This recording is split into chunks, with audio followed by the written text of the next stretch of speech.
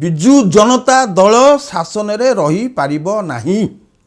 ଏହି ଆତଙ୍କ ସେମାନଙ୍କ ମନରେ ଖେଳି ଯାଉଥିବା ହେତୁ ଭବିଷ୍ୟତରେ କିପରି ବିଜୁ ଜନତା ଦଳ ଭୋଟ ପାଇବ ଇଏ ହେଉଛି ତାର ଗୋଟିଏ ନମୁନା।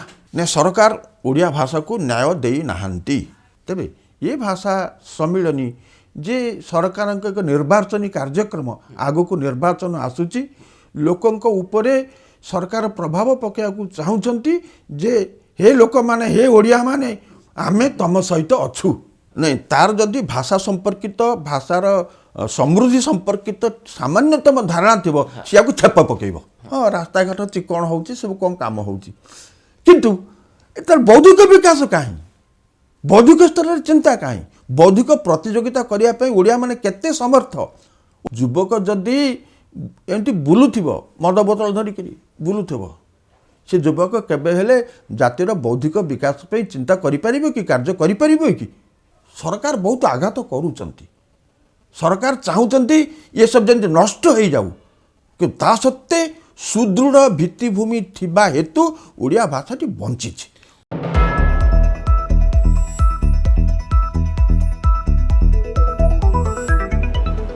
नमस्कार। द इंटरव्यूरे आज आम भेटा ओडिया भाषा साहित्यर परिचित चेहरा विशिष्ट भाषाविद प्रोफेसर नटवर शतपथी को। प्रोफेसर शतपथी, आपण शुणिथिबे गोटे भाषा सम्मिलनी हबाकू जाउछि। ओडिशा सरकार बहु वर्ष पर गोटे भाषा सम्मिलनी करने को निष्पत्ति नहीं। जड़े भाषाविद हिसाब से ये निष्पत्ति को आपण किभली भाव देखती एवं बहु दशंधि पर ए प्रकार सम्मिलनी आयोजन पछर प्रकृत उद्देश्य कौन? जो भाषा सम्मिलनी होउछि, मु ताकू गोटे दृष्टि देखा चाहूँगी जे ये भाषा सम्मिलनी कहीं से भाषा सम्मिलनी करा जाए जेतेबेले भाषा को नेइकरी नाना प्रकार विचार आलोचना करा जाए। आमर प्रदेशर जो माने भाषाविद अच्छी, साहित्यिक अच्छी, भाषा संपर्कीय, भाषा आईन संपर्कीय, भाषा व्यवहार संपर्कीय जो विचार आलोचना चलुची ताकू नेइकरी गोटे भाषा सम्मिलनी करा जाए, जो थी कि भाषार व्यवहार प्रणाली बढ़िबो, भाषा को किपरि भाव में लोकों पाखरे पहुँचई हम से विषय विचार करा जिवो। एवं सबुठारु बड़ कथा हेउची गोटे शासनर भाषा हम से माटीर भाषा, अर्थात आम ओडिया भाषा शासन चलिबो ओ सरकार से भाषा को प्रोत्साहित करिवे। देखा जाउची गत किछि वर्ष धरिकरी जे भारत सरकारंकर नियम अछि, आमर संवैधानिक नियम अछि जे गोटे प्रदेश चाहिए तार भाषा आईन से प्रस्तुत करि पारिबो, एक कथा संवैधानिक स्वीकृति। किंतु आमे देखुचे जे आम सरकार सेप्रति आदौ आग्रही नुहंती। गत तेबे ये भाषा सम्मिलनी जे सरकार एक निर्वाचनी कार्यक्रम, आगको निर्वाचन आसुची, लोकों उपरे सरकार प्रभाव पकाइବାକୁ चाहूँगी जे हे लोक माने, हे ओडिया माने, आमे तम सहित अच्छु, कारण तम भाषा को आमे स्वीकृति दउछु। सर, जड़े भाषाविद हिसाब से आप भावुंट जे कौन अभाव एमती रही जाइथिला मानसिकतार ना व्यवस्था भितर जे गोटे भाषा सम्मिलनी आयोजन करा जाउची साधारण निर्वाचन मासे देढ़ मास अव्यवहित पूर्व ने सरकार भावुंट जे गोटे किसी अभाव अच्छी से तांको कर्तव्य करिनांती, से संभवतः से कर्तव्य पूरण करने से कथा करूचंती किंबा लोकों मनरे गोटे प्रभाव पकाइବାକୁ चाहूँगी, गोटे धारणा सृष्टि करने चाहूँगी जे आमे भाषा संपर्क में चिंता करूछु।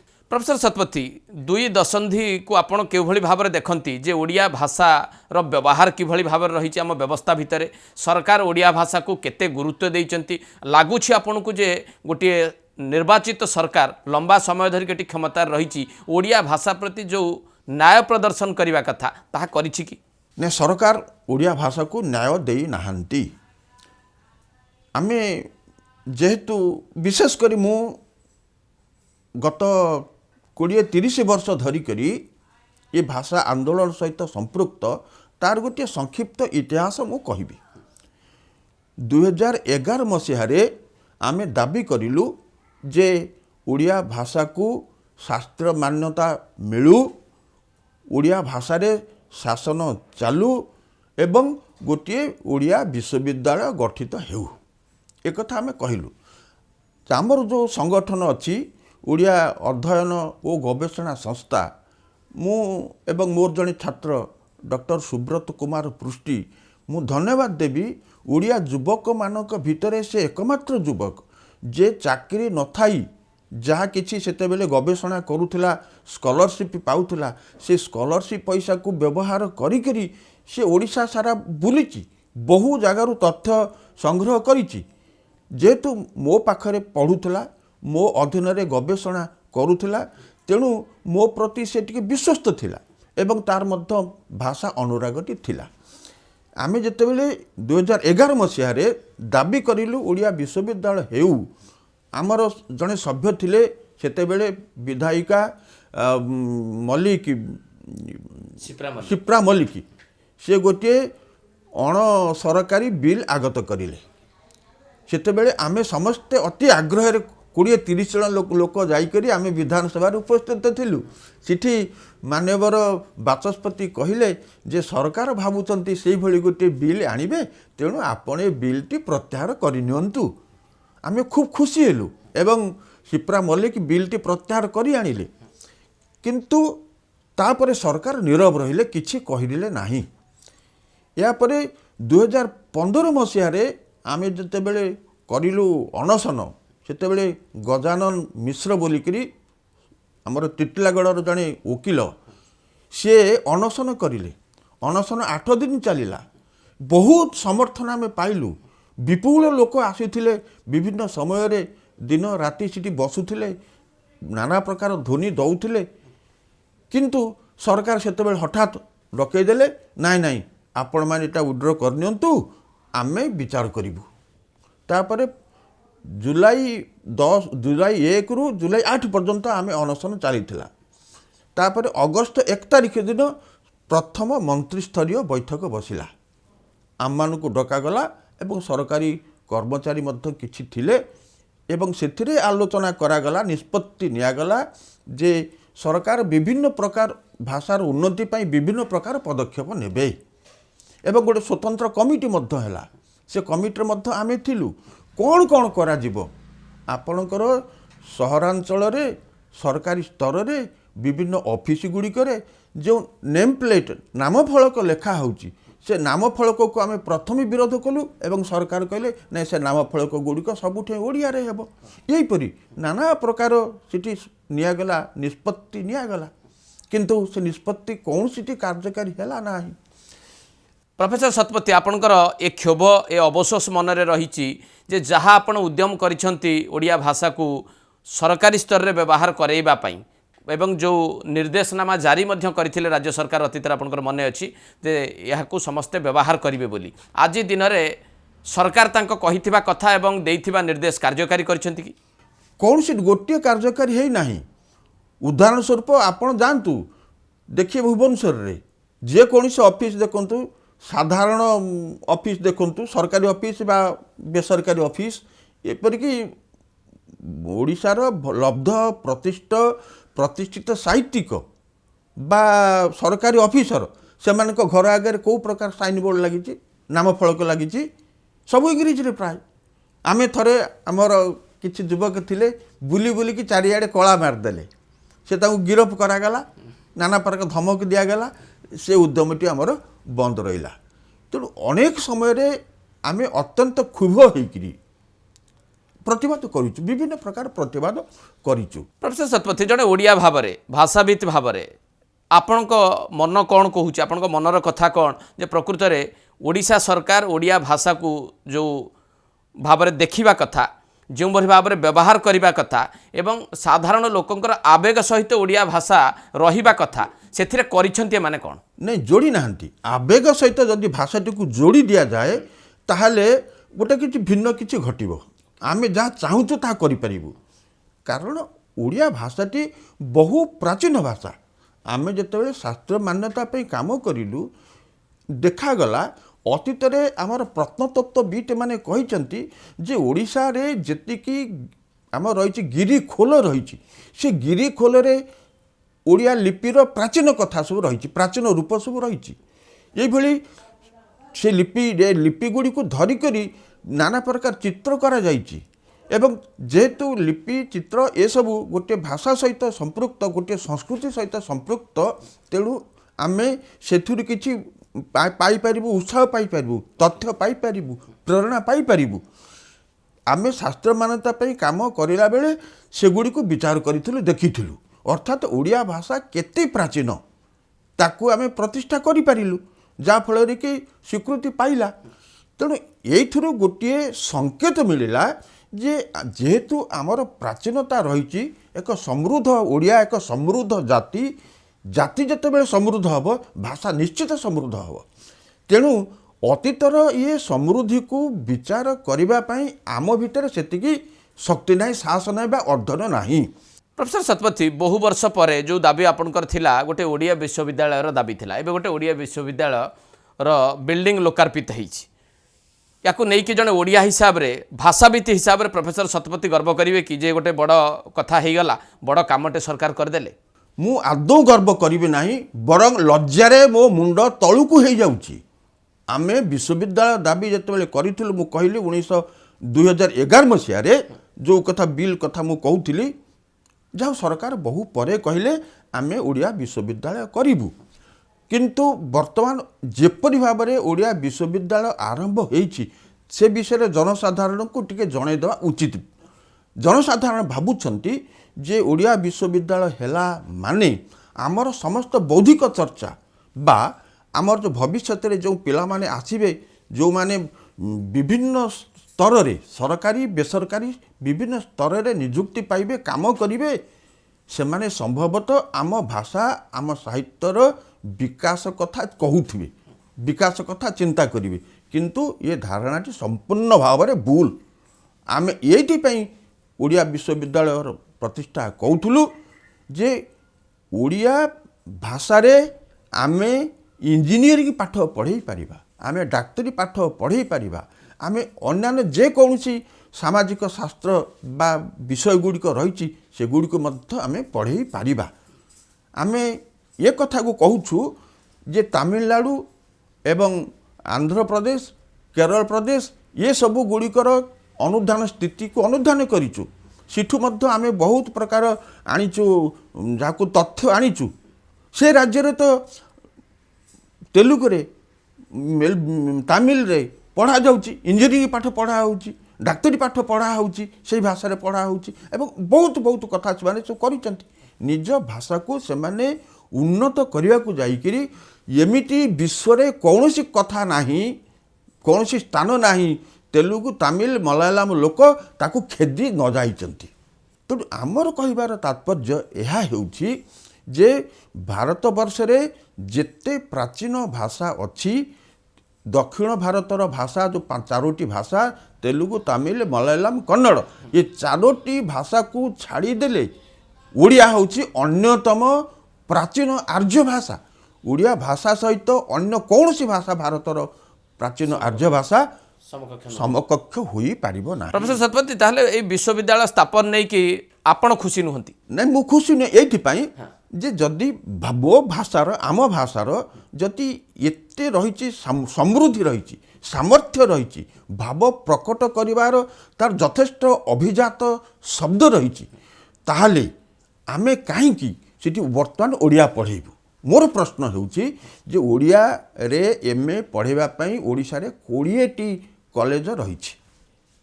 ରେଭେନ୍ସା ବିଶ୍ୱବିଦ୍ୟାଳୟ ସହିତ ପ୍ରାଚୀନ ସବୁଠାରୁ ପ୍ରାଚୀନ ଯେଉଁଠିକି ପଢ଼ା ହେଉଥିଲା। କଲିକତା ବିଶ୍ୱବିଦ୍ୟାଳୟରେ କେବେ ଅତୀତରେ ଥିଲା ସେ କଥାକୁ ଆମେ ଭୁଲିଯିବା। ତେଣୁ ରେଭେନ୍ସା କଲେଜ ସହିତ ତାଳ ଦେଇକରି ଆହୁରି ଅନେକ ଅନେକ କଲେଜ ପରବର୍ତ୍ତୀ ସମୟରେ ବିଶ୍ୱବିଦ୍ୟାଳୟ ଗୁଡ଼ିକରେ ଓଡ଼ିଆ ଭାଷା ଖୋଲିଲା, ଓଡ଼ିଆ ଭାଷା ପଢ଼ା ହେଲା। ଏମିତିକି 20ଟି ସ୍ଥାନରେ ଓଡ଼ିଆ ଭାଷା ପଢ଼ା ହେଉଛି। ଯେତିକ ଓଡ଼ିଆ ଅଧ୍ୟାପକ ବାହାରୁଛନ୍ତି ସେମାନେ ନିଯୁକ୍ତି ପାଉଛନ୍ତି କି? ଏହାଦ୍ୱାରା ଆମର ସରକାରୀ ସ୍ତରରେ, ଆମ ସାଂସ୍କୃତିକ ସ୍ତରରେ ଓଡ଼ିଆ ଭାଷାର କିଛି ପ୍ରଭାବ ପଡ଼ିପାରିଲା କି? କିଛି ହେଲା ନାହିଁ। ତାହେଲେ କାହିଁକି କରାଗଲା? ମାନେ ବିଳମ୍ବରେ ହେଲେ ବି ଏଇ ଯେଉଁ ଅନୁଷ୍ଠାନଟି କଲେ, ଯେଉଁ ବିଶ୍ୱବିଦ୍ୟାଳୟଟି ଓଡ଼ିଆ ବିଶ୍ୱବିଦ୍ୟାଳୟଟି କଲେ, ଏଇଟା କରିକି ସରକାର କ'ଣ ସଂକେତ ଦେଲେ? ସେଇଠି ହେଉଛି ସନ୍ଦେହର। ବର୍ତ୍ତମାନ ଓଡ଼ିଆ ଲୋକ ଭାବୁଛନ୍ତି ଓଡ଼ିଆ ଲୋକ ଚିନ୍ତା ତ କରୁନାହାନ୍ତି, ଯେ କେହି ଚିନ୍ତା କରୁଛନ୍ତି ସମ୍ଭବତଃ ଭଲ, କିନ୍ତୁ ଆମର କହିବାର କଥା ଯେ ଓଡ଼ିଆ ଭାଷାରେ ମୁଁ ଯେମିତି ଟିକେ ପୂର୍ବରୁ କହିଲି ଯେକୌଣସି ବିଷୟ ଓଡ଼ିଆ ଭାଷାରେ ପଢ଼ାଯାଇପାରିବ। ଏଇଟା ହେଉଛି ଓଡ଼ିଆ ଭାଷାର ସାମର୍ଥ୍ୟ, ଏଇଟା ହେବ ଓଡ଼ିଆ ଭାଷାର ଗୌରବ ଓ ଆଭିଜାତ୍ୟ। କିନ୍ତୁ ତାକୁ ସରକାର ବୁଝିଲେ ନାହିଁ, ବା ରାଜ୍ୟର ଚିନ୍ତାନାୟକ ଯେଉଁମାନେ ଶିକ୍ଷାର ନାନା ପ୍ରକାର ତିଆରି କରୁଛନ୍ତି ସେମାନେ ବୁଝିଲେ ନାହିଁ, ଓଡ଼ିଶାର ଜନସାଧାରଣ କିଛି ବୁଝିଲେ ନାହିଁ। ହୁଏତ ଜନସାଧାରଣ ଭାବୁଥିବେ ଯେ ଆମ ସରକାର ନବୀନ ସରକାର ବହୁତ ବଢ଼ିଆ କଥା କରିଛନ୍ତି, କିନ୍ତୁ ଏଇଟା ଭ୍ରାନ୍ତ କଥା, ଏଇଟା ଠିକ୍ କଥା ନୁହେଁ। ତେଣୁ ଓଡ଼ିଆ ଲୋକଟିଏ ବା ଓଡ଼ିଆ ପିଲାଟିଏ ବା ଓଡ଼ିଆ ଛାତ୍ରଟିଏ ଖୁସି ହେଇପାରିବ ନାହିଁ କେବଳ ଗୋଟେ ବିଶ୍ୱବିଦ୍ୟାଳୟ ହେଇଗଲା ବୋଲି। ନାଇଁ, ତାର ଯଦି ଭାଷା ସମ୍ପର୍କିତ ଭାଷାର ସମୃଦ୍ଧି ସମ୍ପର୍କିତ ସାମାନ୍ୟତମ ଧାରଣା ଥିବ ସିଆକୁ ଛେପ ପକାଇବ। ମାନେ ଭାଷା ଭିତ୍ତିକ ବିଶ୍ୱବିଦ୍ୟାଳୟ ଗଠନ କରିବା ବା ଭାଷାକୁ ନେଇକି ଗୋଟିଏ ସମ୍ମିଳନୀ କରିଦେବା ଓଡ଼ିଆ ଅସ୍ମିତାକୁ ঊର୍ଦ୍ଧ୍ୱକୁ ନେଇଯିବା ଭଳି ଏକ ଉଦ୍ୟମ ବୋଲି ଓଡ଼ିଆ ଜାତି ଗ୍ରହଣ କେବେ କରିବ? ନାଇଁ, ମୁଁ ତ ଦେଖିପାରୁନାହିଁ, ମୁଁ ସେଇଥିପାଇଁ ଉଦାହରଣ ଦେଲି, ଗୋଟିଏ କଲେଜର ଉଦାହରଣ ଦେଲି। ଯଦି ଗୋଟିଏ କଲେଜର ଯୁବକ ଓ ତାଙ୍କୁ ପରିଚାଳିତ କରୁଥିବା ଅଧ୍ୟାପକ ଓ ଅଧ୍ୟକ୍ଷମାନେ ଏଇ ପ୍ରକାର ଚିନ୍ତା କରନ୍ତି, ଗୋଟେ ହରଡ଼ ଘୋଡ଼ାରେ ପଡ଼ି ଯାଇକରି ଗୋଟେ ମାନେ କ'ଣ କରନ୍ତି, ସେଠୁ ଆମେ କ'ଣ ଭାବିବୁ ଯେ ସତରେ ଏଠି ନେତୃତ୍ୱ ପୃଷ୍ଠପୋଷକତା ନୀତି ନିୟମ ବୋଲି କିଛି ନାହିଁ। ଏବଂ ଗୋଟିଏ ମେଳା କରିଦେଲେ ମେଳାରେ ହଜାର ହଜାର ଲୋକଙ୍କୁ ଡାକିବେ, ଆମକୁ କୁହାଯାଇଛି ସେଠି ଯାଇକି ଏ କଥା କହିବ ସେ କଥା କହିବ। ଆରେ ଭାଇ, କାହାକୁ କହିବୁ, କେତେବେଳେ କହିବୁ? କହିଲା ବେଳେ ସୁଯୋଗ ଅଛନ୍ତି ହଜାର ହଜାର ଯେଉଁ ଛୁଆମାନେ ଯୁବକମାନେ ଆସିଥିବେ, ସେଠି ଯେଉଁ ରାଜନୈତିକ ଚେଲା ଚାମୁଣ୍ଡାମାନେ ଏବଂ ରାଜନୈତିକ ଦଳକୁ ସମର୍ଥନ କରୁଥିବା ଲୋକମାନେ ହୋହା ହେଉଥିବେ, ସେଠି ଆମେ କି ବେଦ ଚର୍ଚ୍ଚା କରିବୁ? ଯେଉଁଠି ଆବଶ୍ୟକତା ପିଲାଙ୍କ ମନ ଭିତରେ ଭାଷା ପ୍ରତି ଅନୁରାଗ ତିଆରି କରିବା କଥା, ସେତେବେଳେ ଇଏ ଗୋଟେ ମେଳା କରିକିରି ଭାଷାର କ'ଣ କହିବୁ, ଆମେ ଭାଷାର ଇତିହାସ ଗାଇବୁ, ତା କିଏ ଶୁଣିବେ? ତା କେବେ କେହି ଗ୍ରହଣ କରିବେ କି? ଓଡ଼ିଆ ଅସ୍ମିତାକୁ ଲୋକ ଭୁଲିଗଲେଣି, ଏ ଜାତି ଅସ୍ମିତାକୁ ପାଶୋରି ପକାଇଲାଣି, ଏଥିରେ ଆପଣ ସହମତ ହେବେ? ନିଶ୍ଚିତ, ଏଥିରେ କୌଣସି ଭୁଲ ନାହିଁ। ଜାତିର ଅସ୍ମିତା ସେତିକି ବେଳେ ପ୍ରତିଷ୍ଠିତ ହେବ, ବିକଶିତ ହେବ, ଲୋକଙ୍କ ପାଖରେ ପହଞ୍ଚିବ ଯେତେବେଳେ ଓଡ଼ିଆ ଲୋକ ବାହାରକୁ ଚାଲିଯାଇ ଦେଖିବ, ହଁ ମୋ ଭାଷାରେ ବିଭିନ୍ନ ସ୍ଥାନରେ ଲେଖା ହେଇଛି, ମୋ ଭାଷାଟି ମୋ ହୃଦୟରେ କେବଳ ବଞ୍ଚିକି ନାହିଁ, ଏଠି ବଜାର ଘାଟ ଚାରିଆଡ଼େ ମୋ ଭାଷା ବିରାଜିତ ହେଇଛି। ସେତିକି ବେଳେ ତା ମନରେ ଯେତିକି ଥିବ ତ୍ରୁଟି ଥିବ, ମନରେ ଗ୍ଲାନି ଥିବ, ସେ ଟିକେ ପଛେଇ ଯାଉଥିବ, ସେ ସେଠୁ ପ୍ରେରଣା ପାଇବ। ଭାଷା ଗୋଟିଏ ସଂସ୍କୃତିରୁ ଉତ୍ପନ୍ନ ହୁଏ। ଭାଷାର ମା ହେଉଛି ସଂସ୍କୃତି। ସଂସ୍କୃତି ଭାଷାକୁ ବିକଶିତ କରେ ଓ ସେ ବିକାଶ ପାଇଁ ନାନା ପ୍ରକାର ପ୍ରଣାଳୀ ତିଆରି କରେ। ଏ କଥା ଆମର ଜନସାଧାରଣ ହୁଏତ ଜାଣିଥିବେ, କିନ୍ତୁ ଉପଲବ୍ଧି କରିପାରୁନା। ଆପଣଙ୍କର ଏ ଉପଲବ୍ଧି ଅଛି ଜଣେ ଭାଷାବିତ୍ ହିସାବରେ ଯେ ଆଜି ବି କୁହାଯାଇପାରିବ ଯେ ଓଡ଼ିଆ ଅସ୍ମିତା ବିପଦରେ, ଓଡ଼ିଆ ଭାଷା ବିପଦରେ, ଓଡ଼ିଆ ସାହିତ୍ୟ ବିପଦରେ? ନିଶ୍ଚିତ, ଏଥିରେ କୌଣସି ତ୍ରୁଟି ନାହିଁ। ଯେପରି ଭାବରେ ପ୍ରଶାସନ ଚାଲିଛି, ଯେପରି ଭାବରେ ଆଧୁନିକ ଶିକ୍ଷା ନାମରେ ଇଂରେଜୀକୁ ଲଦି ଦିଆଯାଉଛି ଆମ ଉପରେ, ଏଥିରେ ବହୁ ସମୃଦ୍ଧ ଭାଷା ସଂସ୍କୃତିର ଅଧିକାରୀ ଓଡ଼ିଶା ଦେଶ ସବୁକୁ ହରେଇକିରି ବସୁଛି। ଆଗାମୀକାଲିର ଯୁବକମାନଙ୍କ ପାଇଁ କୌଣସି ପ୍ରକାର ଉନ୍ନତିର, ସେମାନଙ୍କୁ ବିକଶିତ ହେବାର, ସେମାନଙ୍କୁ ଭବିଷ୍ୟତରେ ପଥ ଦେଖାଇବାର କୌଣସି ପ୍ରକାର ସଂକେତ ମୁଁ ଦେଖିପାରୁନାହିଁ। ପ୍ରଫେସର ଶତପଥୀ, ଆପଣ ଜାଣନ୍ତି ଯେ ଗୋଟେ ସଂସ୍କୃତି ବିଶ୍ୱବିଦ୍ୟାଳୟ 25 ବର୍ଷ ପୂର୍ବରୁ ଆରମ୍ଭ ହୋଇଛି 1999 ମସିହାରୁ। ଆଜି ଦିନରେ ସଂସ୍କୃତି ବିଶ୍ୱବିଦ୍ୟାଳୟ ଚାଲିଛି କେମିତି? ଆପଣଙ୍କ ପାଖରେ କ'ଣ ଖବର ଅଛି ସଂସ୍କୃତି ବିଶ୍ୱବିଦ୍ୟାଳୟକୁ ନେଇକି? ଯେତେବେଳେ ସଂସ୍କୃତି ବିଶ୍ୱବିଦ୍ୟାଳୟଟି ପୁରୁଣା ବସଷ୍ଟାଣ୍ଡ ପାଖରେ ଥିଲା, ମୁଁ ସେଥିରେ ମଧ୍ୟ ଯାଇଛି, କିଛି କଥା ସେଠି କରିଛି, ଦେଖା ହେଇଛି। କିନ୍ତୁ ତାକୁ ନେଇଗଲେ କେଉଁଠିକି? ସେ ନେଇଗଲେ ଯେଉଁଠିକି ଭଲ କଥା, ବଡ଼ ଭାବରେ କରିବେ, କିନ୍ତୁ ସେଠି ନିଯୁକ୍ତି ଦେଲେ କାହାକୁ ଏବଂ କେଉଁମାନଙ୍କୁ ନିଯୁକ୍ତି ଦେଲେ? ସେଠି ପାଠ ପଢ଼ିବାକୁ ଲୋକ ନାହାନ୍ତି। ତବଲା କୋର୍ସ ଅଛି, ହାରମୋନିୟମ କୋର୍ସ ଅଛି, ବୀଣା କୋର୍ସ ପାଠ୍ୟକ୍ରମ ଅଛି, କିନ୍ତୁ ଶିକ୍ଷକ ନାହାନ୍ତି। ଏମିତି ଅନେକ କଥା, ଅନେକ ବିଷୟ ଖୋଲି ଦେଇଛନ୍ତି, କିନ୍ତୁ ଶିକ୍ଷକ ନାହାନ୍ତି। ପ୍ରଶ୍ନ ହେଉଛି ଯେ ଆମ ଦେଶରେ କ'ଣ ସେଭଳି ଲୋକ ଅଭାବ ନାହାନ୍ତି? ଓଡ଼ିଆ ଲୋକ ଭାରି ସ୍ୱାଭିମାନୀ ଅଛନ୍ତି, ଅନ୍ତରରେ ସ୍ୱାଭିମାନୀ ଅଛନ୍ତି, ବହୁ ଜ୍ଞାନୀ ପ୍ରଜ୍ଞାଶୀଳ ଲୋକ ଅଛନ୍ତି, କିନ୍ତୁ ସେମାନଙ୍କୁ ସୁଯୋଗ ଦିଆଯାଉନାହିଁ। ପ୍ରକୃତରେ ମେଧାକୁ ଦେଖିକରି ସେମାନଙ୍କୁ ନିଯୁକ୍ତି ଦେବା, ସେମାନଙ୍କର ସାହାଯ୍ୟ ନେବା, ସେମାନଙ୍କୁ ଆହୁରି ବିକଶିତ କରିବାର କୌଣସି ସୁଯୋଗ ଓଡ଼ିଶା ସରକାର ତିଆରି କରିନାହାନ୍ତି। ପ୍ରଫେସର ଶତପଥୀ, ଓଡ଼ିଆ ବିଗତ 2 ଦଶନ୍ଧିରେ କ'ଣ ପାଇଛି? ଯଦି ମୁଁ ଆପଣଙ୍କୁ ପଚାରେ ଯେ ଓଡ଼ିଆ ଯୁବକଟିଏ ଯଦି ନିଜକୁ ପ୍ରଶ୍ନ ପଚାରିବ ଗତ 2 ଦଶନ୍ଧି ଭିତରେ ମୁଁ କ'ଣ ପାଇଛି ବୋଲି, ପ୍ରଥମ ପ୍ରଶ୍ନ ହେଲା ମୋ ଭାଷା ଉପାର୍ଜନ କ୍ଷମ କି ନୁହେଁ?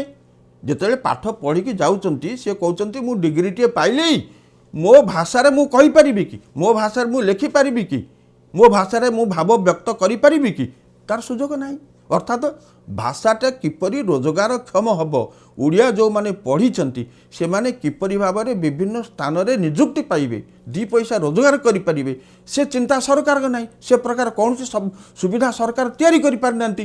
ତେଣୁ ଭାଷା ଯେହେତୁ ଉପାର୍ଜନକ୍ଷମ ହୋଇନାହିଁ, ଅର୍ଥାତ୍ ଭାଷାକୁ ଚାକିରି ସହିତ ଯୋଡ଼ିବାର ଯେପର୍ଯ୍ୟନ୍ତ ସୁଯୋଗ ତିଆରି କରାଯାଇ ପାରିନାହିଁ ସେ ପର୍ଯ୍ୟନ୍ତ ଭାଷା ଯେତେ ସମୃଦ୍ଧ ହେଲେ ମଧ୍ୟ କାମ ଦେବ ନାହିଁ। ପ୍ରଫେସର ଶତପଥୀ, ଯେ ଓଡ଼ିଆଙ୍କ ପାଇଁ ସୁଯୋଗ ନାହିଁ ନା ଓଡ଼ିଆଙ୍କ ପାଇଁ ସୁବିଧା ସୁଯୋଗ ତିଆରି କରିବାରେ ଏ ସରକାର ଅକ୍ଷମ ହୋଇଛନ୍ତି? ସରକାର ସମ୍ପୂର୍ଣ୍ଣ ଭାବରେ ଅକ୍ଷମ। ଆମେ ଦେଖୁଛୁ ବେକାରୀ, କେତେ ବେକାରୀ। ଗୋଟିଏ କଥା ମୁଁ ଯଦି ଏଠି ମାନେ ଇଏ ସ୍ଥଳରେ କହିବି, ଉଦାହରଣ ସ୍ଥଳରେ କହିବି, ଆମ ଗାଁ ଗଣ୍ଡାରେ କେତେ ଫାର୍ମ ସବୁ ଅଛି। ସେ ଦୁଧ ଦହି ଫାର୍ମଠୁ, କୁକୁଡ଼ା ଫାର୍ମଠୁ, ଅଣ୍ଡା ଫାର୍ମ, ବିଭିନ୍ନ ପ୍ରକାର ଫାର୍ମ ଅଛି, ମାଛ ଫାଛ ଫାର୍ମ ଏସବୁ ଅଛି। ସରକାର କହୁଛନ୍ତି ଆମେ ସେଗୁଡ଼ିକର ସବୁ ଉନ୍ନତି କରୁଛୁ, କ'ଣ ସବୁଜ କ୍ଷେତ୍ର, ସବୁଜ ବଳୟ ଫଳୟ କ'ଣ ସବୁ ତିଆରି କରୁଛନ୍ତି ବୋଲି ନାନା କଥା କୁହାଯାଉଛି। କିନ୍ତୁ ସବୁ ସବୁଜ ବଳୟ ଗୁଡ଼ିକ ଧୂସର, ସେଠି ପାଦ ପକାଇବାକୁ ଇଚ୍ଛା ହେବନି। ଯେମିତି ଇକୋ ରିଟ୍ରିଟ୍ କହୁଛନ୍ତି, ଇକୋ ରିଟ୍ରିଟ୍ କହିକିରି ସେ ତ କେଉଁଠୁ ମାନେ ଗହିର ମଥା ଏଠୁ କନିକାରୁ ଆରମ୍ଭ କରିକିରି ଆପଣ ଏମିତି ଅନେକ ପାହାଡ଼ ପର୍ବତ ଥିବ, ସେଠି କେଉଁ ଇକୋ ରିଟ୍ରିଟ୍ କରି କ'ଣ ସବୁ କରି ପକାଇଛନ୍ତି। କିଏ ଯାଉଛି, କିଏ ଯାଉଛି ସେଠିକି? ଏବଂ ଯେଉଁମାନେ ଯାଉଛନ୍ତି ସେମାନେ ସେଠି କ'ଣ ଶିଖୁଛନ୍ତି, ସେମାନଙ୍କର ଅଭିଜ୍ଞତା କ'ଣ? ଆଜି ଏଗୁଡ଼ିକ ପ୍ରଶ୍ନ ପଚାରିବେ ତାହେଲେ ଆମକୁ ଦେଖିବାକୁ ପଡ଼ିବ ଯେ ଆମର ଯେଉଁମାନେ ଓଡ଼ିଆ ପାଠ ପଢ଼ୁଛନ୍ତି ସେମାନେ ଯଦି ସୁଯୋଗ ପାଇବେ, ସେ ଇକୋ ରିଟ୍ରିଟ୍ ଯାଆନ୍ତୁ, ଗହିରମଥା ଯାଆନ୍ତୁ, କି ରାଣୀପୁର ଝରିଆ ଯାଆନ୍ତୁ, କିମ୍ବା ଯାଆନ୍ତୁ ଚିଲିକା ଯାଆନ୍ତୁ, ଯେଉଁଠିକି ଯାଆନ୍ତୁ, ସେଠୁ ସେମାନେ ଯେଉଁ ତଥ୍ୟ ପାଇବେ ତାକୁ କେମିତି ପ୍ରକଟ କରିବେ, କେମିତି ପ୍ରକାଶ କରିବେ, କେଉଁଥିରେ ପ୍ରକାଶ କରିବେ? ତେଣୁ ଭାଷାକୁ ଯଦି ନିଯୁକ୍ତିର ସହିତ ଯୋଡ଼ି ଦିଆଯାଆନ୍ତା ତାହେଲେ ଏ ଲୋକ ପିଲାମାନେ, ଆମର ମେଧାବୀ ଯୁବକମାନେ ଆକୃଷ୍ଟ ହୁଅନ୍ତେ ଏବଂ ସେ ସ୍ଥଳକୁ ଯାଇକରି ଲୋକଙ୍କ ସହିତ ମିଶନ୍ତେ। ଲୋକଙ୍କୁ ଆଉ ସେ ଇଂରେଜୀରେ ସେମାନେ କହନ୍ତି କହିବେ ନାହିଁ, ଆମେ ପାଠ ପଢ଼ିଛୁ, ଇଂରେଜୀ ଜାଣିଛୁ, ଲୋକଙ୍କର ଭାଷା ହେଉଛି ଓଡ଼ିଆ ଭାଷା। ତେଣୁ ଲୋକଙ୍କ ସହିତ କାରବାର କରିଲା ବେଳେ ସେମାନଙ୍କ ଭାଷାରେ କଥାବାର୍ତ୍ତା କରିବ। ପ୍ରଶାସନ ହେଉଛି ଲୋକଙ୍କୁ ସୁଯୋଗ ଦେବା, ଲୋକଙ୍କ ଭାଷାରେ ଚିନ୍ତା କରିବା ପାଇଁ ସରକାର ଓ ତାର ସରକାରୀ ବ୍ୟବସ୍ଥାର ବାବୁମାନେ ଚିନ୍ତା କରିବା। କିନ୍ତୁ ସରକାରୀ ବାବୁମାନେ ଇଂରେଜୀରେ ଚିନ୍ତା କରନ୍ତି ନାହିଁ ମୁଁ ଜାଣି ନାହିଁ, କିନ୍ତୁ ଇଂରେଜୀରେ କହନ୍ତି, ଓଡ଼ିଆରେ କହିପାରନ୍ତି ନାହିଁ।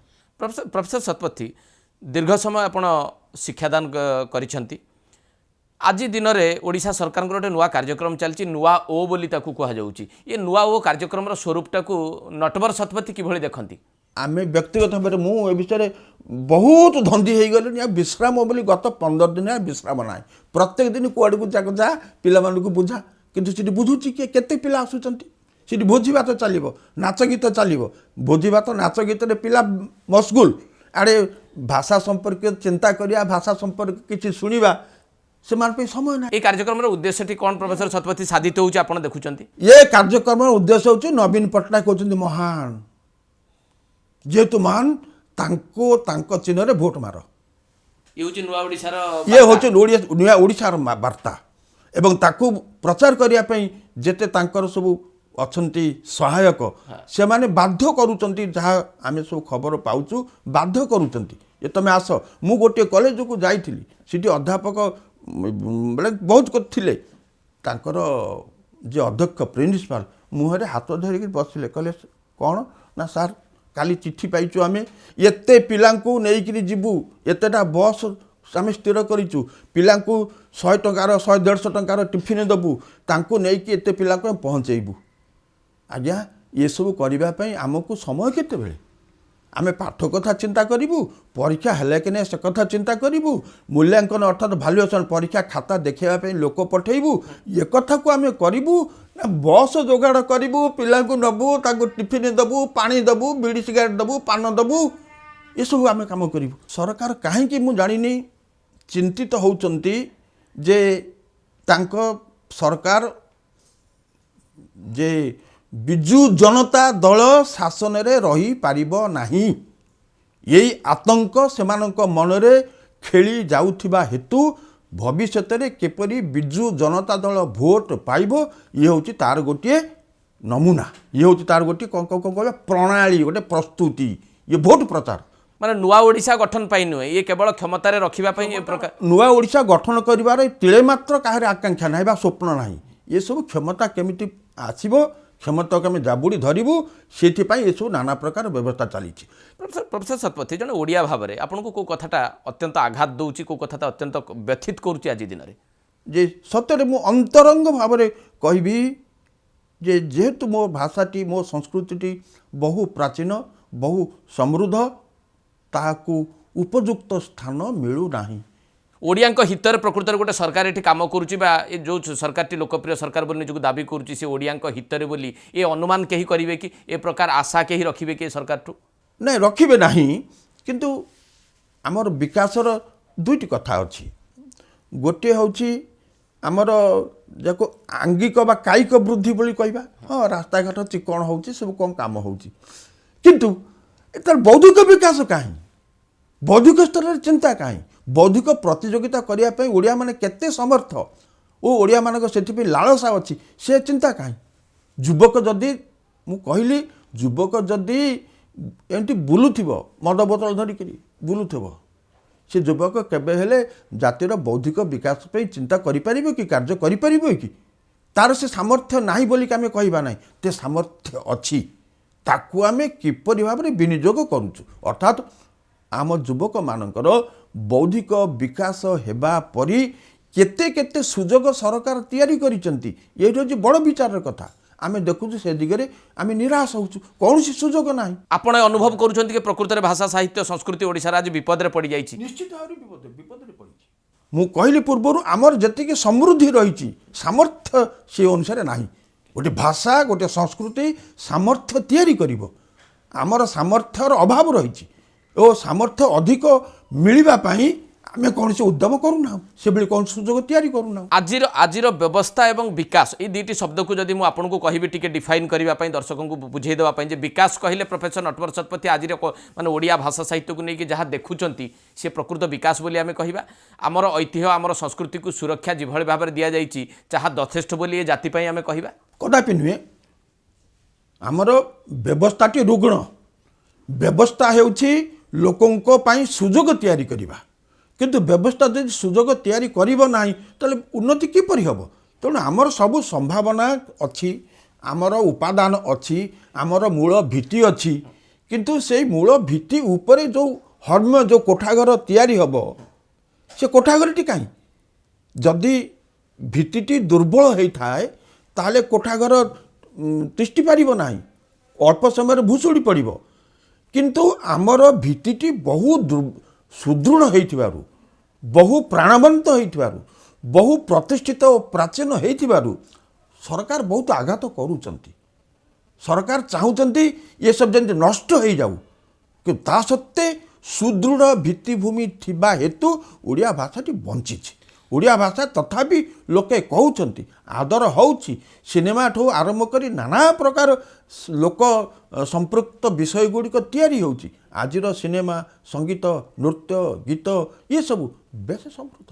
ଆମର ସେ କଳାକାରମାନେ ଚାହୁଁଛନ୍ତି ଓଡ଼ିଆ ଭାଷାରେ ଯାହା ନାହିଁ ତାହା ଦେଖାଇବା ପାଇଁ, ଯାହା ଅନ୍ୟଠାରୁ ଆଣିକିରି ସମୃଦ୍ଧ କରିବା ପାଇଁ, ସେସବୁ ଆମ ବ୍ୟକ୍ତିଗତ ଉଦ୍ୟମରେ ବା ବେସରକାରୀ ଉଦ୍ୟମରେ ହେଉଛି, କିନ୍ତୁ ସରକାରୀ ଉଦ୍ୟମ ହୋଇନାହିଁ। ପ୍ରଫେସର ଶତପଥୀ, ଭାଷା ସାହିତ୍ୟକୁ ନେଇକି ଯାହା ଆଜି ପର୍ଯ୍ୟନ୍ତ ହେଇଛି, ଆପଣ ଭାବୁଛନ୍ତି ଯେ ଆଗାମୀ ସମୟରେ ଓଡ଼ିଆ ଅସ୍ମିତା ଏକ ପ୍ରମୁଖ ପ୍ରସଙ୍ଗ ହେବା ଦରକାର ଓଡ଼ିଆଙ୍କ ପାଇଁ? ହେବା କଥା, ଓଡ଼ିଆ ପ୍ରସଙ୍ଗ ହେବା କଥା, ବର୍ତ୍ତମାନ ଆରମ୍ଭ ହେବା କଥା। ଓଡ଼ିଆ ଅସ୍ମିତା ଏକ ପ୍ରସଙ୍ଗ ହଉ, ଓଡ଼ିଆ ଅସ୍ମିତା ଏକ ପ୍ରସଙ୍ଗ ହେବା କଥା, ଖୁବ୍ ଚର୍ଚ୍ଚା ହେବା କଥା। ମେଧାବୀ ଯୁବକମାନେ, ଆମର ଶିକ୍ଷିତ ବୁଦ୍ଧିଜୀବୀମାନେ, ଚିନ୍ତା ନାୟକମାନେ ଆଗେଇ ଆସିବା କଥା, ଡାକରା ଦେବା କଥା ଏବଂ ସରକାରଙ୍କୁ ଆହ୍ୱାନ ଦେବା କଥା ଓଡ଼ିଆ ଅସ୍ମିତା ବଜାୟ ରଖିବା ପାଇଁ ବା ସମୃଦ୍ଧ କରିବା ପାଇଁ। ଏ ସରକାର ତୁମେ କ'ଣ କରିଛ? ଏ ହେଉଛି ତୁମର ତ୍ରୁଟି, ତୁମେ ଏ ତ୍ରୁଟିକି ସୁଧାର ଏବଂ ଆମେ ଯେଉଁ ପ୍ରସ୍ତାବ ଦେଉଛୁ ସେଇ ବାଟରେ ଆମମାନଙ୍କୁ ପରିଚାଳିତ କରାଅ, ସେଥିପାଇଁ ଅର୍ଥ ଖର୍ଚ୍ଚ କର, ସେଥିପାଇଁ ବ୍ୟୟ ବରାଦ କର। ए आह्वान देवे कि प्रोफेसर शतपथी जे आज दिन हो अस्मितार दिन अस्मिता को प्रमुख प्रसंग करा जाऊ एवं ए जाति उठा चेष्टा करू अस्मिता को बंचाई रखापी सरकार सहित लड़ाई भी करू। बर्तमान लड़ाईर समय ये जो सब व्यवस्था ये सब व्यवस्था भाषा को उपहास करने परी निज सामर्थ्य को न देखा परी से सबको जमीक आखि बुझी दियो आमे जहाँ कहूँ तुम से कर। ओडिशा सरकार ओडिया भाषार एकमात्र शुभ चिंतक नुहंती, ओडिया भाषार बहु शुभ चिंतक ओडिशा माटी रे रहिछंती, से मुह माड़ी पड़ी से आविष्कार कर जो पचरा जाऊ केमिति भाषार उन्नति घटिबो, केमिति राज्य रे सुशासन हबो, केमिति सुरक्षित रहिबो, मूल्यबोध को लोक चिन्हिबे। जेतेबेले लोक मूल्यबोध को चिन्हिबे से माने मोहर मारिबा पई वोट रे वोट दवा पई पैसा नेबे नाही। तमे तो पैसा खर्च करिया पई व्यस्त, आमको जेकोसी प्रकार मोहर दरकार, एथिपाई पैसा खर्च मद मांस दरकार, कुकुड़ा दरकार, तो मद मांस कुकुड़ा देकरी तमे लोक समर्थन चाहूच। धन्यवाद प्रोफेसर शतपथी आपणकर सुचिंतित एवं स्पष्ट मतामत पाई।